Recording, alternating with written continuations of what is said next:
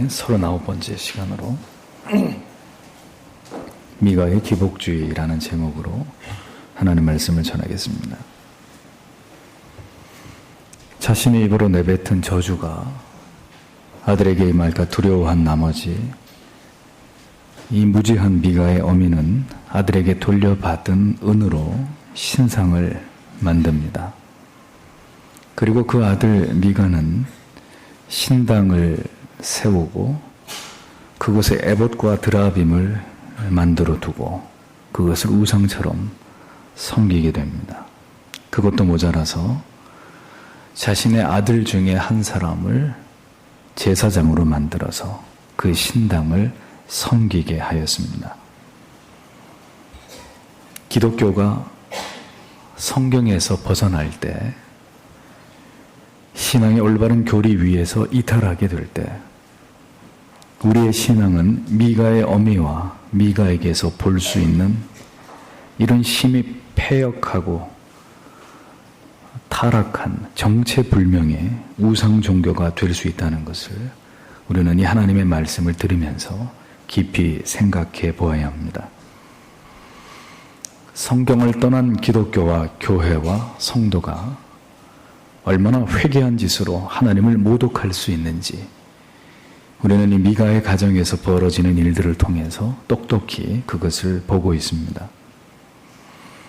오늘의 기독교도 마찬가지입니다. 시간이 흐를수록 점점 더 정체불명의 종교가 되어가고 있습니다.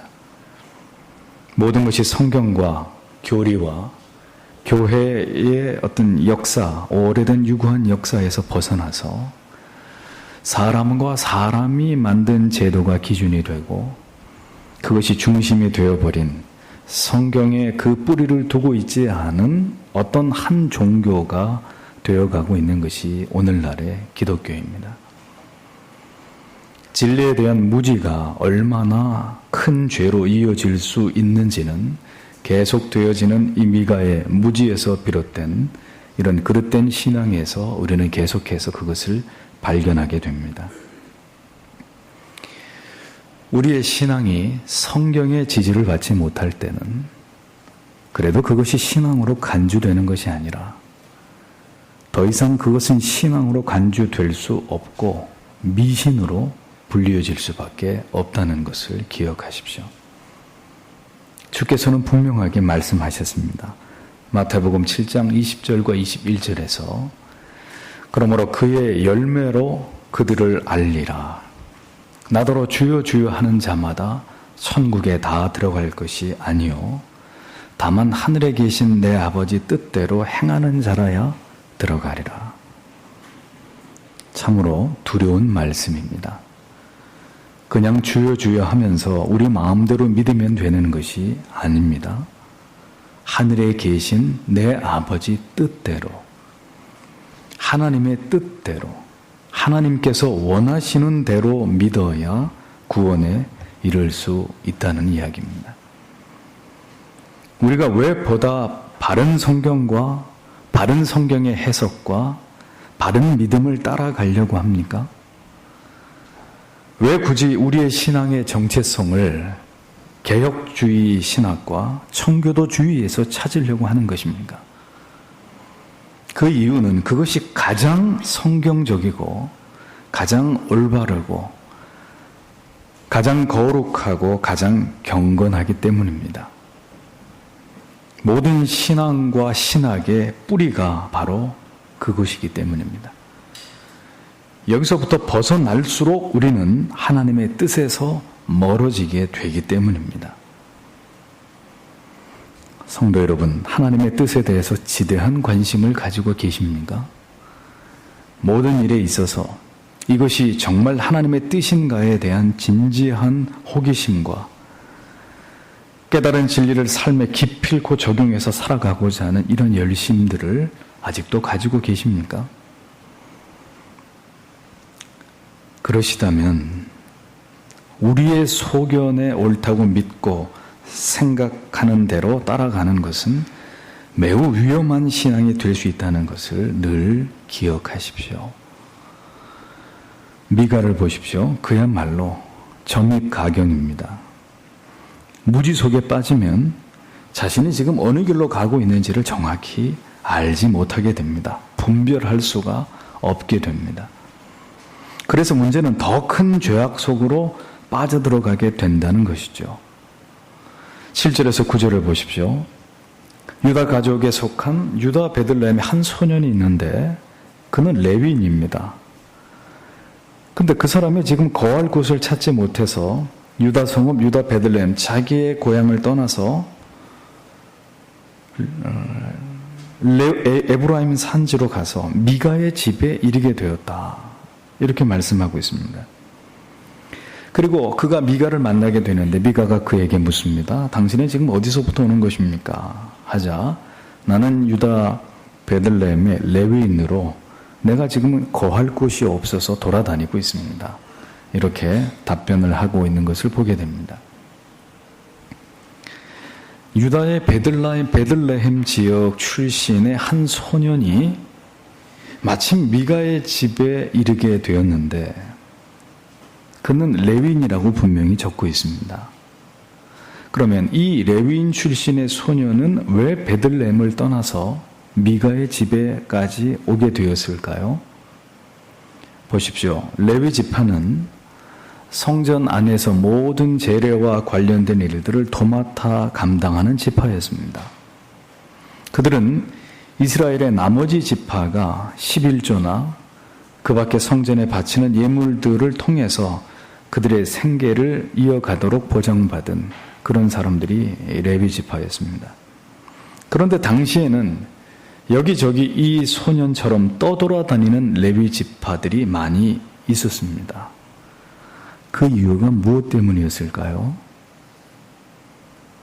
이 미가의 집처럼 당시 대부분의 이스라엘 백성들은 하나님을 떠나서 종교적으로 문란한 생활을 하고 있었습니다.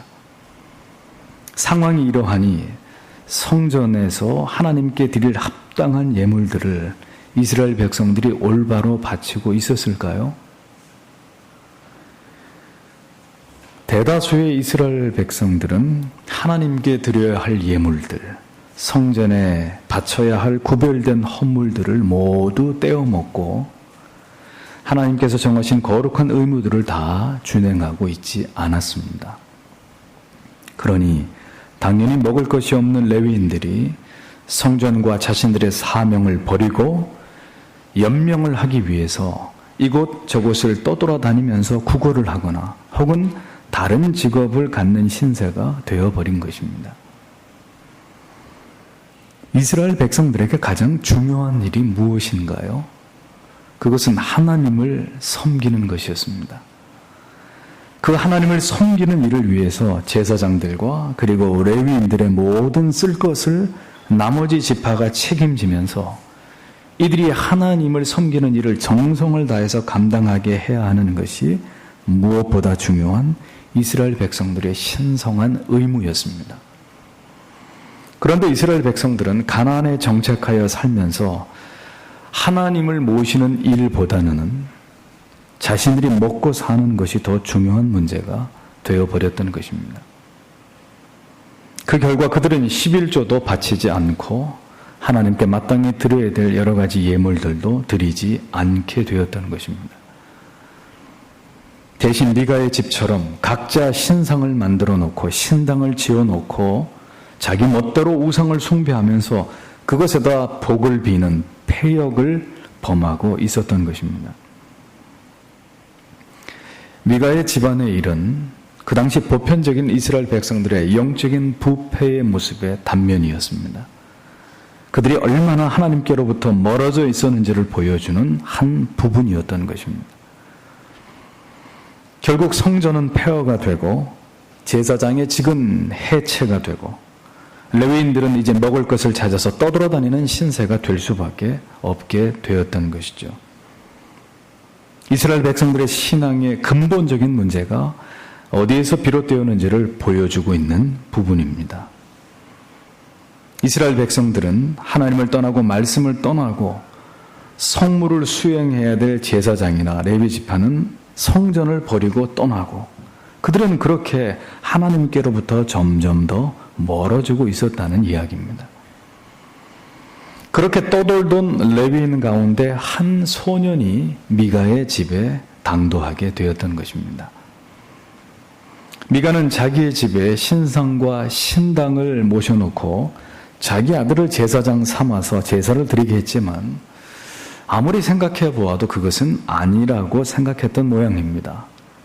그런데 마침 오갈 곳 없는 레위인을 만나게 되었으니 미가는 잘 되었다고 생각하고 그에게 어떤 제안을 하게 된 것입니다. 10절에 미가가 그에게 이르되 내가 나와 함께 거하여 나를 위하여 아비와 제사장이 되라.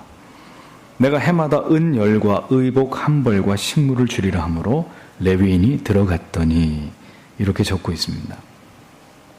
미가는 이 레위인 소년에게 연봉으로 은 10개와 옷 한 벌 그리고 음식을 제공하겠다고 제안하면서 자기 집의 전속 제사장 자리를 제안하게 됩니다. 그러나 이 레위인 소년은 두 번 생각하지도 않고 하나님께 기도하거나 뜻을 묻지도 않은 채로 덥석 이 제안을 흔쾌히 수락하게 됩니다. 11절에 레위인이 그 사람과 함께 거하기를 만족히 여겼으니 이는 그 소년이 미가의 아들 중 하나같이 됨이라고 적고 있습니다. 절대적인 기준이 사라진 시대, 성경의 권위가 추락하고 올바른 교리가 바로 서 있지 않은 시대에 일어나는 일들의 전형을 우리가 보고 있는 것입니다. 미가가 자신의 아들 중에 하나를 마음대로 신학을 공부하지도 않은 자격도 없는 아들을 목사로 세워서 자기 집에서 아무렇게나 예배를 인도하게 합니다. 그러던 중에 어디서 신학을 공부하다가 중간에 그만둔 신학생 한 사람이 그 집에 머물게 되는데 그 사람을 데리고 와서 당신은 이제부터 우리 집안만을 위해서 하나님께 복을 빌어주는 목사가 되어주시오. 그러면 내가 당신에게 충분히 사례를 주고 먹을 것을 책임지리이다.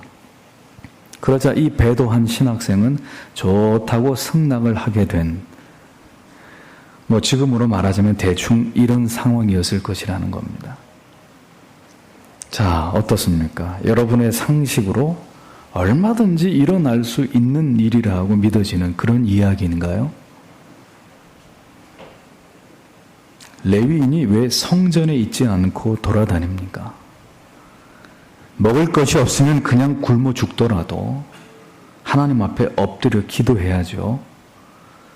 이스라엘 백성들이 타락해서 하나님을 등질 때 성도의 의무를 다하지 않으므로 레위인이 도무지 살아갈 수 없는 형편이 되었다면 이러한 현실을 개탄하면서 굶어 죽더라도 하나님께 기도하면서 다시 이스라엘 백성들이 하나님을 향해 신앙을 회복할 수 있도록 기도해야죠.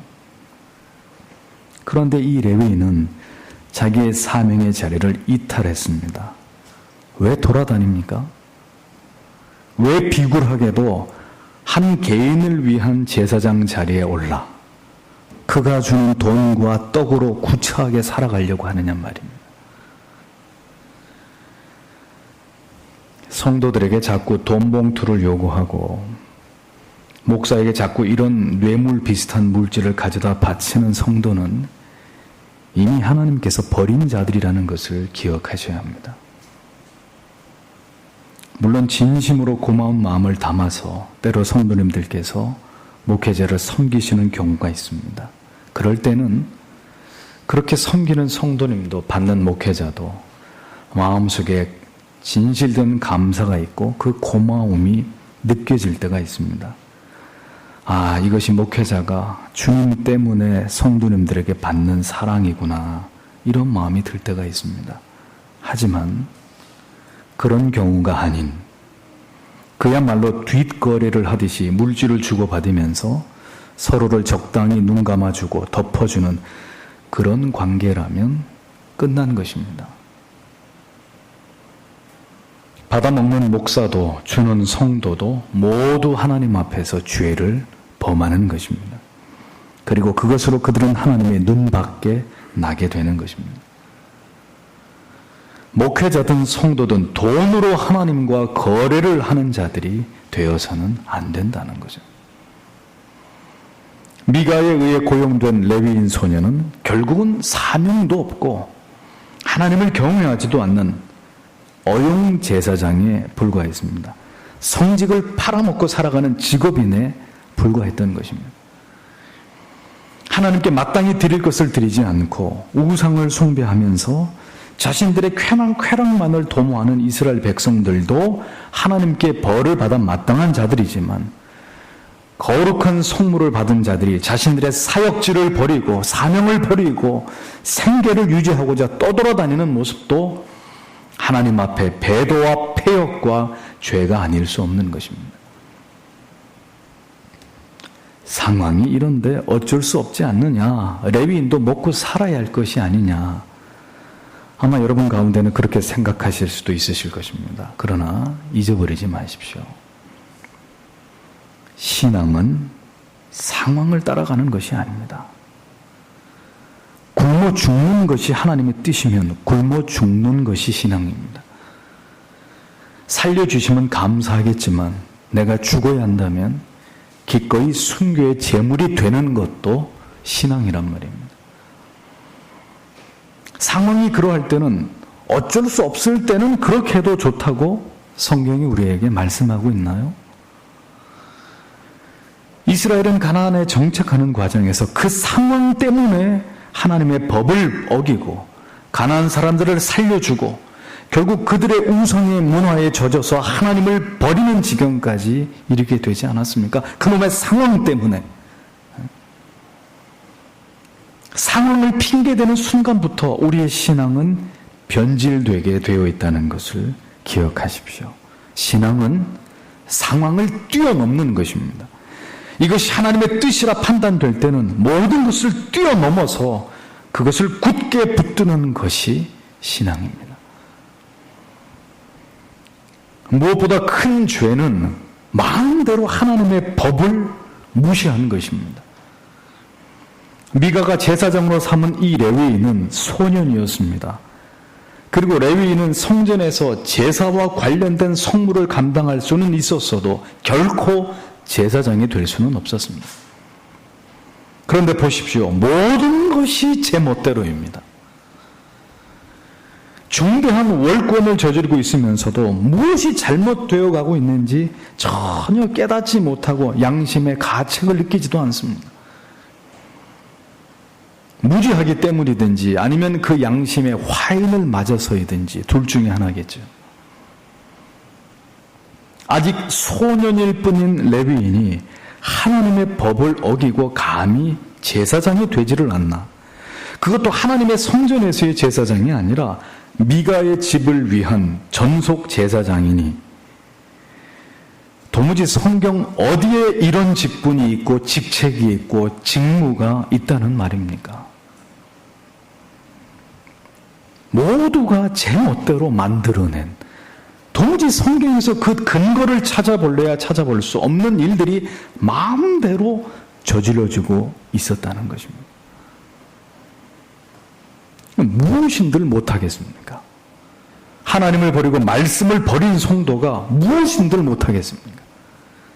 또 설령 무슨 좋은 일을 구상해서 새롭게 어떤 일을 행한들 하나님께서 그것을 기뻐하시겠습니까? 참으로 우리가 하나님을 떠나 진리에 무지할 때, 우리가 하나님을 신앙한다고 하면서 얼마나 이기적이고 철저하게 하나님의 뜻을 저버리고 우리 마음대로 얼마나 무지몽매한 죄악을 저지를 수 있는지를 이미 성경은 우리에게 이 모든 사실을 이 미가의 이야기를 통해서 우리에게 경고하고 있는 것입니다. 너희도 이렇게 나를 믿을 수 있다.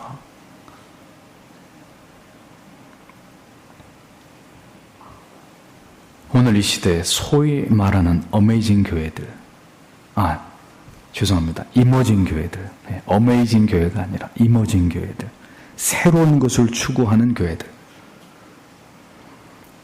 모든 것을 새롭게 바꾸어서 세련된 것과 문화적인 것과 철저하게 인본주의적이고 기복주의적이고 혹은 신비주의적인 것들을 추구하는 그런 신앙들을 한번 보십시오. 왜 이렇게 교회와 기독교의 신앙이 혼탁해졌습니까? 모두가 마음에서 하나님을 버렸기 때문이고 말씀을 버렸기 때문입니다. 다행히 올바른 말씀과 교리를 붙들었어도 그 말씀 앞에 온전히 변화되고자 하는, 나를 쳐서 복종하고자 하는 마음과 의지가 오늘 우리에게는 너무나 부족하기 때문입니다. 진리에 깊이 영향을 받지 않은 영혼은 반드시 자기의 생각과 아집에서 벗어나지 못하게 되기 마련입니다. 진리에 내 자신이 꺾어지는 경험을 하지 못한 사람은 계속 진리를 꺾으려고 하게 돼 있습니다. 자가당착적인 모순된 신앙의 고립에서 결코 벗어나기 어려워집니다. 그래서 성도 여러분, 우리는 이 마지막 때에 무엇을 붙들어야 됩니까? 성경만을 붙들어야 되는 것입니다. 성경을 깊이 묵상하고 성경을 배우고 성경을 가장 잘 풀어서 우리에게 가르쳐주는 교리를 공부하고 올바른 신학을 세우고 그 올바른 정통의 교리를 통해 그렇게 해서 깨달은 진리와 지식을 우리의 삶에 깊이 적용하고 그것을 체험하는 신앙으로 우리가 이러한 신앙의 깊이 뿌리를 내려야 하는 것입니다. 위대한 청교도의 신앙과 개혁주의의 신학은 결코 무너지지 않습니다. 다만 세상의 강력한 도전 앞에 그 위대한 신앙과 신학을 교회가 지켜내지 못할 따름이지, 우리가 이러한 올바른 신학과 정통을 무시한다면 그럼 도대체 우리는 무엇을 기준과 원칙 삼아서 우리의 신앙을 추구하고 바른 길을 따라가겠습니까? 도대체 무엇이 기준이 되고 올바른 원리가 되겠습니까? 신앙의 선조들이 만들어 놓은 그 옛 길을 따라가는 길 외에 우리에게 다른 길이 어디에 있냔 말이에요. 우리의 손에 다른 지도란 없습니다. 하나님을 바르게 신앙하는 다른 방법이라고 하는 것은 존재하지 않습니다. 모두가 자기 생각과 뜻에 옳은 대로 하나님을 신앙하려고 하는 작금의 이 시대는 신학과 신앙의 대혼란과 혼돈의 시대입니다. 지금은 신학 자체가 중요하지 않습니다. 오직 번영의 신학, 긍정의 신학, 목회 성공 신학, 누가 더 빠른 시간 안에 얼마나 많은 교인을 늘릴 수 있는지 그 기술을 가르치는 교회 성장 신학 같은 것들이 신학으로 간주될 수 없는 일종의 유행들이 이 시대 교회 안에만 존재할 따름입니다. 신학, theology라는 이 단어는 그리스어로 테오스, 신이라는 뜻과 로기아라는 학문이라는 뜻의 합성어입니다. 즉 신을 연구하는 학문으로서의 신학이라는 의미입니다. 그런데 하나님과 하나님의 말씀을 다루는 정통신학은 거의 다 사장되어 가고 이제는 인간이 시대에 맞게 고안하고 만들어낸 온통 불량신학이 하나님을 연구하는 학문이 아닌 교회가 살아남기 위한 방법만을 연구하는 저급한 학문으로의 신학으로 변질되어 가고 있는 것을 보는 것입니다. 그러니 신학대학원에서 학생들을 상대로 신앙수련 집회를 열면서 발 마사지를 가르치는 거예요.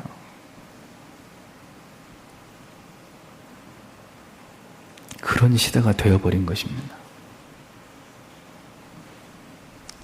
상황이 이렇고 보니 교회가 진리의 성경을 따라가는 것이 아니라 시대의 흐름과 유행을 따라가고 더 많은 사람들이 원하는 것을 따라가게 되고 하나님이 중심이 아닌 사람이 중심이 되어버린 신앙의 변질이 초래될 수밖에 없게 된 것입니다. 성도 여러분, 여러분이 하나님 말씀보다 개인적인 요구를 교회에 더 많이 주장하시면 주장하실수록 교회는 변질되게 되어 있습니다.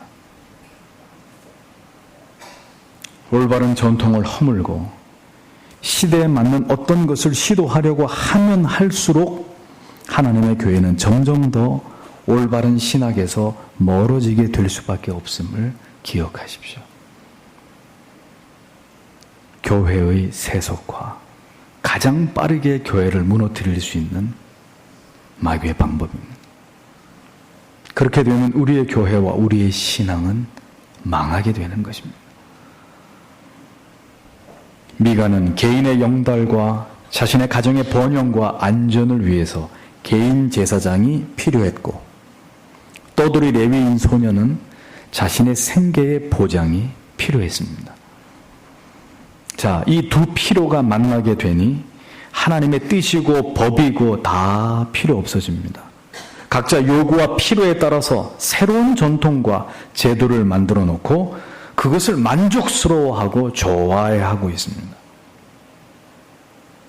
그렇게 사람이 만든 새로운 방법과 조화가 얼마나 하나님 보시기에 죄악되고 추악한 것인지에 대해서는 아무도 관심을 갖지 않습니다. 내가 보기에 좋고 우리가 좋으면 그만이라고 생각하는 것이죠. 많은 교회들이 지금도 보고 있는 성경이 번역상에 심각한 오류가 있고, 우리가 부르고 있는 찬송 가운데도 찬송으로 부적절한 곡들이 다수 포함되어 있어도 대다수의 성도님들은 전혀 이런 사실을 알지 못하시고 그냥 교회에서 하라는 대로만 따라가면 된다고 생각하십니다. 언제든 여러분들에게 말씀드립니다. 신앙에서 가장 경계할 일들은 무엇인가 새로운 것을 시도하는 것입니다. 지금까지 교회가 시도하지 않은 어떤 새로운 것을 만들어서 행하는 것입니다. 이것이 가장 위험한 일이고 심각한 말씀의 변질과 신앙의 변질을 불러오는 사악한 일이라는 것을 잊어버리면 안 됩니다. 성경 어디에서 레위 지파가 자신에게 주어진 사역지인 성경을 마음대로 이탈하고 나가서 소년이 제사장이 되고, 그것도 한 개인과 가정을 위해서 전속 제사장이 되는 이런 일들이 도대체 성경 어디에 근거한 것인지를 우리는 생각해 봐야 돼요. 우리는 성경이 가라고 하는 데까지만 가고 성경이 멈추는 곳에서 반드시 멈추어야 합니다. 덜 가든지 더 가는 것이 바로 죄가 되는 거예요. 성경이 하라고 한 것은 목숨을 걸고 지키고, 성경이 하지 말라고 한 것은 생명을 걸고 행해서는 안 되는 것입니다. 그것이 바로 하나님 중심, 성경 중심의 신앙입니다. 아무리 우리에게 좋은 것이라도 성경과 교리가 금하고 있다면 그것은 금해야 하는 것이고, 아무리 우리에게 힘든 일이고 큰 대가가 지불되는 엄청난 일이라 할지라도 성경이 그것을 행하라고 하면 우리는 주저함없이 그것을 행해야 합니다. 그것이 신앙이기 때문입니다. 하나님을 경외하는 것은 하나님의 절대 주권과 권위를 인정하는 성경적인 올바른 신앙이 되어야 합니다. 이 시대의 문제는 우리는 자꾸 그 권위를 무시하려고 한다는 것이죠. 그 권위를 무너뜨리고 그 위에 내가 군림하려고 한다는 것입니다. 사람의 생각과 뜻대로 하나님의 뜻을 가로막고 고치고 새롭게 하려고 합니다. 이것은 실로 하나님의 재앙과 진노를 촉발하는 일이라는 것을 우리는 잊지 말아야 하는 것입니다. 그 어떤 일도, 어떤 결정도, 어떤 계획도 우리는 우리 자신을 위한 방식과 생각을 따라가서는 안 된다는 겁니다. 성경의 결정, 성경의 권위에 복종하고 내 뜻이 아닌 하나님의 뜻에 모든 것을 맡겨야 된다는 거죠. 하나님을 떠난 우리의 생각이 얼마나 아둔하고 어리석으며 반성경적이고 비교리적일 수 있는지를 우리는 늘 두려운 마음으로 생각하고 또 생각해야 합니다. 미가는 지금 지극히 이단적으로 자기 나름대로의 새로운 신학을 만들어가고 있었습니다. 무언들 못하겠어요. 성경을 떠난 교회와 성도들이 뭘 만들어내지 못하겠습니다. 그래서 성도 여러분, 잘 보셔야 돼요. 잘 보셔야 돼요. 아무리 선하고 좋은, 그리고 꼭 필요한 일에 사회적 공헌을 하는 그런 교회라 할지라도 속지 마세요. 속지 마세요. 성경을 떠나고 교회를 떠나서 그런 선행과 봉사는 카톨릭과 바리새인과 뭐가 다릅니까? 뭐가 다르냐고요. 아무리 교회가 선한 일을 앞장서서 많이 한다고 가정을 해보죠. 그래도 그 교회가 붙드는 신학과 말씀이 성경적이지 않으면 그들의 모든 선행이 다른 이단 종파들이 하는 선행과 뭐가 다른 것입니까? 하나님께서 그런 것을 기뻐하실까요? 보편적이고 선하고 아름다운 일들은 다른 종교와 종파도 얼마든지 행하는 것입니다. 선행에 있어서 개신교가 카톨릭을 능가할 수 있겠습니까? 신앙의 열정과 헌신에 있어서 이슬람을 개신교가 능가하겠습니까? 그러나 카톨릭과 이슬람에 진정한 생명과 영생이 있느냐 말입니다. 그렇지 않잖아요. 그러니 교회의 생명이 무엇입니까? 우리가 못하는 많은 선한 일을 하는 것입니까? 그런 것이 아니란 말이에요. 잘 보셔야 돼요. 눈에 보이는 게 전부가 아니란 말입니다. 마지막 이 혼란의 시대에 올바른 진리를, 올바른 교리를 따라가야 그 사람이 성도이고 그것을 지켜가야 교회이지, 성경을 양보하고 다른 것을 다 지킨들 그 사람이 어찌 성도이고 교회이겠습니까? 세상이 달라졌다고 해서 교회와 성도님들까지 우리의 신앙의 모습과 내용까지도 달라질 필요는 없는 것입니다.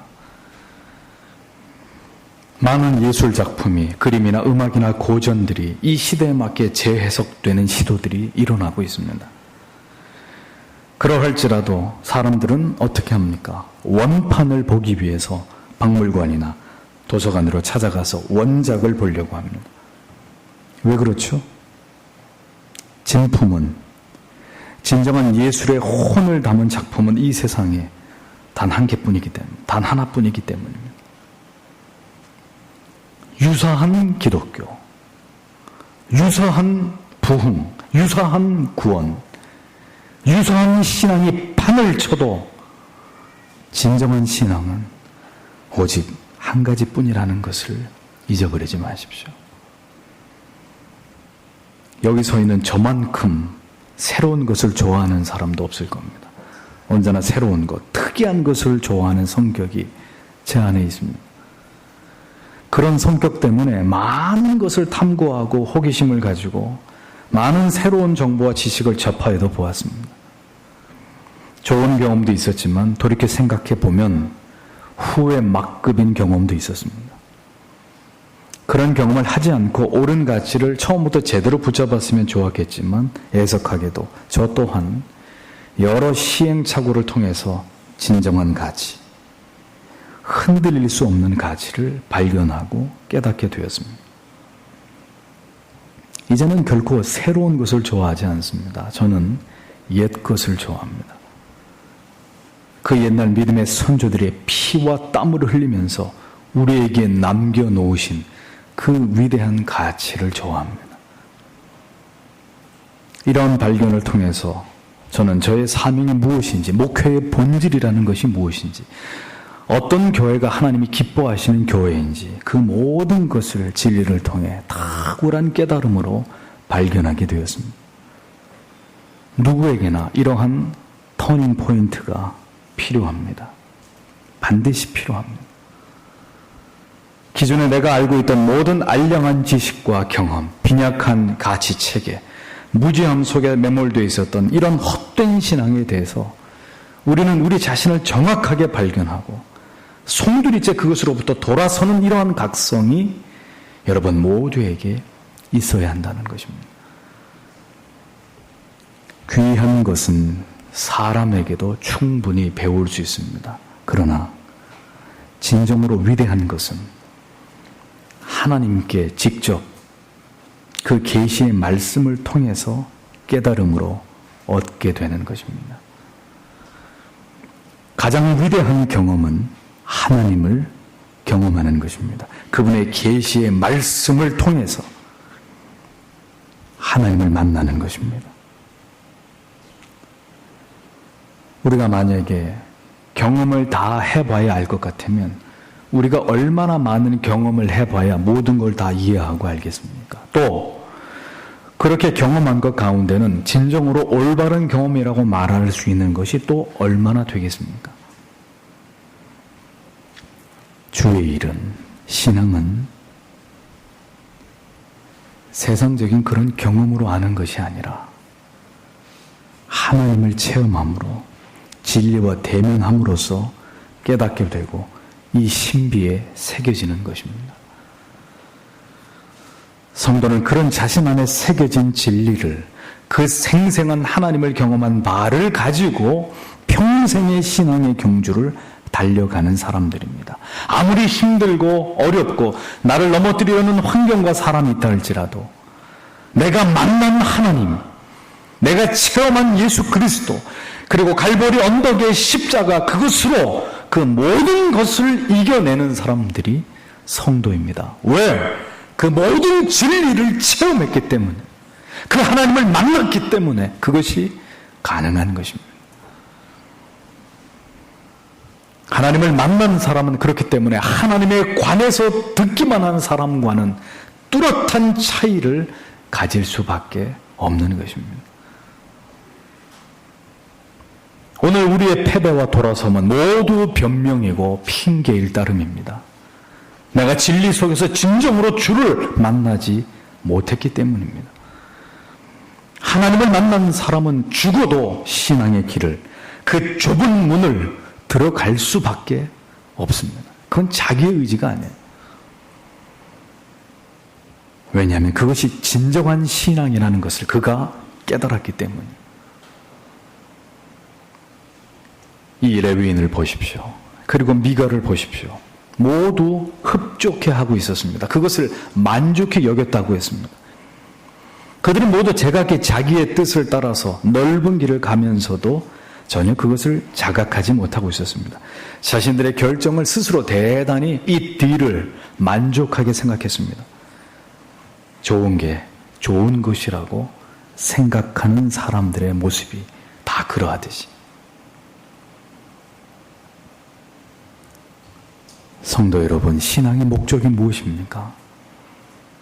내가 만족하는 것입니까? 아니면 하나님께 만족을 드리는 것입니까? 하나님께서 천지를 창조하시고 우리를 지으시고 뭐라고 하셨습니까? 보시기에 좋았다고 하셨습니다. 좋았다는 말의 의미는 선하다라는 의미와 일맥상통합니다. 그럼 무엇이 선하다는 것입니까? 하나님의 의도대로 다 존재하는 것이 선하는 것입니다. 우리가 볼 때 좋은 것, 선한 것이 아닙니다. 대부분의 악하고 죄악된 것들이 우리 죄인들의 눈에 볼 때 선하게 보입니다. 문제는 하나님께서 바라보시는 나, 하나님께서 바라보시는 우리의 자녀, 하나님이 바라보시는 우리의 가정, 하나님이 바라보시는 이 세상에서의 나의 삶, 하나님이 바라보시는 나의 신앙, 나의 헌신과 충성이 하나님을 만족시켜 드리는 것이 되어야 한다는 것입니다. 미가를 보십시오. 자기의 만족을 따랐기 때문에 이렇게 망가져 버린 것입니다. 이렇게 자기 마음대로, 자기의 뜻대로 하나님께 이렇듯 어리석고 패역한 죄를 그가 범하고 있게 되는 것입니다. 우리는 하나님이 만족하시기 전까지 우리가 만족하려고 하는 것을 버려야 합니다. 하나님은 전혀 만족하시지 않는데 우리는 대단히 우리 자신에게 만족해하고 있으면 그것이 죄가 될까요? 죄가 되지 않을까요? 성도는, 교회는 오직 하나님의 만족, 하나님의 기쁨, 하나님의 영광만을 위해서 존재해야 되는 가치들입니다. 그 본질적 가치를 채울 때 하나님께서 여러분을 채워주시는 것입니다. 차고 넘치게 우리의 영혼을 채워주시는 것입니다. 왜요? 우리가 하나님을 기쁘시게 하고 하나님을 만족해드리고 하나님의 기준과 조건대로 살려고 애쓰기 때문에.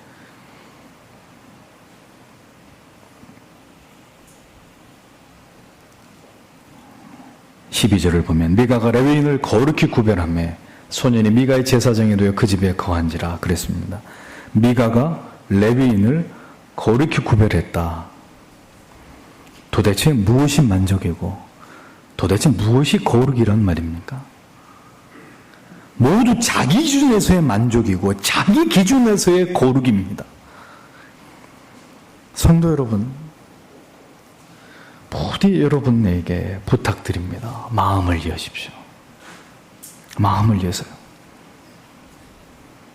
10년을 이 교회를 섬긴 이 교회 부교육자 출신의 후임 목사의 말이다. 이렇게 듣지 마시고, 이렇게 듣지 마시고. 그러면 절대로 여러분들은 목사의 설교에 은혜를 받으실 수 없습니다. 목사를 신뢰하기 어려우실 것입니다. 부디 이 자리에 저를 세우신 하나님의 말씀이라 여기시고 들어주셔야 합니다. 우리가 거룩하게 한다고 거룩하게 되는 것이 아니에요. 내가 열심히 기도했으니, 열심히 헌금하고 봉사했으니 하나님도 기뻐하실 거야. 수십 년을 내가 그렇게 주를 위해 살았으니 하나님도 나를 알아주시겠지. 혹시 그런 마음을 품고 계신다면 우리는 지금 즉시 하나님 앞에 회개해야 합니다. 왜냐하면 그런 마음은 그리스도께서 내게 베푸신 은혜와 사랑이 무엇인지 전혀 이해하지 못하고 깨닫지 못했을 때 우리 안에 머물러 있게 되는 지극히 어리석은 생각이기 때문입니다. 버려져서 썩어져 가고 있는 시체 같았던 우리를 살려주셨습니다. 우리가 죄인 되었을 때, 하나님을 아직도 대적하면서 짐승처럼 살고 있을 때 주님께서 우리에게 찾아와 주셨습니다.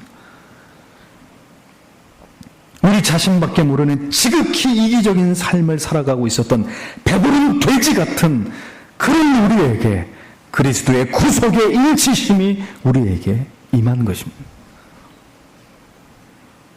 우리가 무엇을 자랑하고 우리의 의로 삼을 수 있단 말입니까? 무엇을 알아달라는 것입니까? 우리가 거룩하게 여기고 우리가 좋게 여기면, 우리가 유쾌하면 하나님께서도 그렇게 생각하시는 것이냐? 미가를 보십시오. 그 소년을 제사장으로 삼아서 자신이 이 모든 것을 거룩하게 했다고 말합니다. 그러면 거룩해지는 것입니까? 미가의 어미가 은으로 신상을 만들고 신당을 미가가 만들고 정성을 다해서 에봇과 드라빔을 만들어 놓고 그리고 이것이 거룩하다라고 말하면 그게 거룩해지는 거냔 말이에요. 성도 여러분, 눈이 열리셔야 돼요. 귀가 열리셔야 돼요. 이 말씀이 여러분들에게 깊은 깨달음으로 다가가게 되기를 축복합니다. 미가의 마지막에 독백을 들어보십시오. 13절에 이 미가가 가로되 레위인이 내 제사장이 되었으니 이제 여호와께서 내게 복 주실 줄을 아노라 하니라. 결국 이 모든 것은 무엇을 위해 한 일들입니까? 자기가 복을 받기 위해서, 복을 받기 위해서 한 일이다 라는 겁니다. 여러분, 왜 기복주의가 성경의 적인지 아십니까? 모든 수단과 방법을 다 합리화해버리기 때문입니다. 모든 인간적인 방법, 어떤 수단도 모두 하나님이 주시는 복이라는 논리와 미명하에 포장될 수 있기 때문에 기복주의는 신앙의 적이고 참된 신앙과 구원으로부터 멀어지게 하는 사탄의 교묘한 꾀임과 술책인 것입니다. 미가의 이 말에 깨어있는 경건한 성도님들은 실소를 금하실 수 없을 것입니다. 결국 하나님은 나에게 복을 주시기 위해서 존재할 뿐이신 것이고 나의 모든 신앙의 내용은 복을 받기 위한 수단에 지나지 않는 것이라는 것을 미가의 고백 속에서 읽어낼 수 있습니다. 자, 이러한 모습이 하나님이 기뻐하시는 신앙의 모습이라 여겨지시는지요? 하나님의 뜻이 어떻게 되었든 간에 성경의 진리야 무엇을 말씀하든 간에 인생에서 무엇이 우선이고 가장 중요한 핵심적인 가치인지는 내 알 바 아니고 중요한 것은 내가 복을 받고 내가 이 땅에 살아갈 때 행복하고 봐야 된다는, 형통하고 봐야 된다는 생각. 그 생각과 그 믿음이 얼마나 성경을 벗어난 우매무지한 미신인지를 우리는 이 미가의 마지막 독백을 통해서 깊이 생각해 보셔야 됩니다. 이러한 지식이 없을 때 언제나 우리의 초점은 예수 믿어서 얼마나 복을 받았는가, 이 가시적인 축복에만 언제나 초점이 맞춰질 수밖에 없게 되는 것입니다. 생각해 보십시오. 좋은 직장에 들어가고 돈을 많이 벌고 더 넓은 집으로 이사를 가고 그런 것이 복이라면 우리보다는 세상 사람들이 훨씬 더 복을 받았습니다. 그렇죠? 세상 사람들이 복받은 사람으로 넘쳐납니다. 그러면 왜 교회 다니는 성도님들 가운데는 그렇게 어렵고 힘들고 궁핍한 분들이 많으십니까? 그렇게 우리는 복을 원하는데도 우리는 왜 우리가 생각하는 것만큼 복을 받지 못하는 것일까요? 오늘도 보십시오. 우리는 많은 짐을 지고 있고 많은 아픔과 상처를 쓸어 안고 살아가고 있습니다. 그렇다면 뭐가 잘못된 것이냐? 그럼 우리가 어떻게 살아가야 되는 것이냐? 답은 하나님의 뜻을 쫓아서 하나님이 기뻐하시는 삶의 우선순위를 따라서 성실하게 하나님을 사랑하고 이웃을 섬기면서 살아가는 것입니다. 그렇게 해서 내가 이렇게 했으니 이제 하나님께서 나에게 복을 주실 거야 라는 이러한 유치한 신앙에서 벗어나서 하나님의 존재 자체만으로도 감사하고 기쁘고 행복하시고 그 하나님의 은총 아래서 하나님을 아는 지식의 빛 가운데서 살아가는 것만으로도 감격할 수 있는 그런 참된 믿음을 가진 신자가 될 때 하나님께서는 우리를 통해 기뻐하시고 영광을 받으시는 그런 하나님이시고 우리는 그런 성도가 될 수 있다는 것을 기억하셔야 되는 것입니다. 하나님께서 가장 싫어하시는 것은 하나님을 인격적으로 사랑하고 그 도에 복종하면서 살아계신 하나님을 마음으로부터 깊이 경외하는 것이 아니라 마치 하나님을 우상에게 하듯이 이렇게 하면 복을 주시겠지, 이렇게 하면 잘 되겠지, 이렇게 하나님을 비인격적이고 미신적으로 하나님을 신앙하는 것을 하나님은 가장 싫어하시는 거예요. 성경에 보십시오. 내 제사장 내게 복을 10절에 나를 위하여 내가 주리라. 미가는 모든 것이 자기 중심적이었습니다. 내가 내 생각에는, 내가 판단하기에는, 내 마음에는 우리는 우리의 신앙이 성숙해져 갈수록 I, my, me, mine 버려야 됩니다. 여기서 벗어나야 됩니다. 전부 다 나. 이 나라고 하는 것에서 벗어나야 됩니다. 나를 뛰어넘어서 가장 먼저 하나님께서 보시기에 하나님께서 옳다 여기시는 것인가, 하나님이 기뻐하시는 것인가, 이렇게 우리의 사고와 판단의 무게중심이 나에서 하나님에게로 이동하게 될 때 하나님께서도 우리와 함께 하시고 우리의 삶을, 우리의 길을 지도하신다는 것을 여러분들은 분명하게 기억하시고 그렇게 믿으셔야 됩니다. 시편 23편 5절에 주의 진리로 나를 지도하시고 교훈하소서. 주는 내 구원의 하나님이시니 내가 종일 주를 바라나이다. 시편 25편 9절에는 온유한 자를 공의로 지도하시며 온유한 자에게 그 도를 가르치시리로다 라고 말씀하고 있습니다. 우리는 결코 우리의 소견에 옳은 대로 행하는 자들이 되어서는 안 됩니다. 마지막 때의 사람들의 특징을 보십시오. 훈계와 책망을 싫어합니다. 하지만 하나님께서는 오늘도 마음을 다해서 진리로 지도를 받기를 원하는 자에게 말씀으로 지도하시는 분이십니다. 주를 바라고 주의 뜻을 간절히 알기를 앙모하는 자에게 하나님은 주의 뜻을 그에게 드러내십니다. 주께서는 온유한 마음으로 하나님을 앞서지 않고 잠잠히 기다리는 자에게 그 도를 그에게 가르치신다고 약속하셨습니다. 그러므로 성도 여러분, 덧없는 인생 쉬 지나가고 이제 잠시 후면 우리 모두 주를 배웁게 됩니다. 그래서 저는 여러분 모두가 예수를 잘 믿으시는 성도님들이 되시기를 바랍니다. 우리 주께서 인정하시고 내가 이만한 믿음을 보지 못하였노라 칭찬 들으시는 그런 모든 성도님들이 되게 하시는 것이 저의 목회의 목표입니다. 부디 알량한 이기적이고 기복주의적인 그러한 믿음에서 벗어나시고 그리고 내 소견에 옳은 대로 하려고 하는 이러한 무지함에서 벗어나셔서 하나님의 큰 뜻을 품으시는 여러분들이 되시기를 바랍니다. 이 시대의 끝에서 하나님께서 우리에게 무엇을 기대하시는지를 생각하셔야 합니다. 내가 무엇을 내려놓아야 하고 포기해야 되고 우리의 어떤 고정된 생각과 그릇된 신앙을 우리가 이제는 그만 깨트려야 될지를 생각하셔야 합니다. 오늘도 이 미가의 가정에서 벌어진 이 어처구니 없는 일들, 그러나 더 놀라운 것은 그 모두가 그들이 하나님 앞에서 하나님을 위해서 하나님께 복을 받고자 행했던 일이라는 것에 대해서 우리는 충격을 받으면서 우리의 신앙이 결단코 이렇게 되어서는 안 되겠다.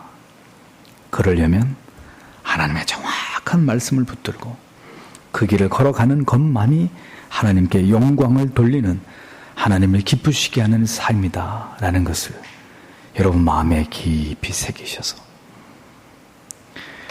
앞으로 여러분들의 생애 가운데 어떤 어려움이 있다 할지라도 이 진리의 말씀만을 굳게 붙드시고 신앙의 정도를 걸어가시는 하나님의 자녀들이 다 되시기를 주님의 이름으로 축복합니다.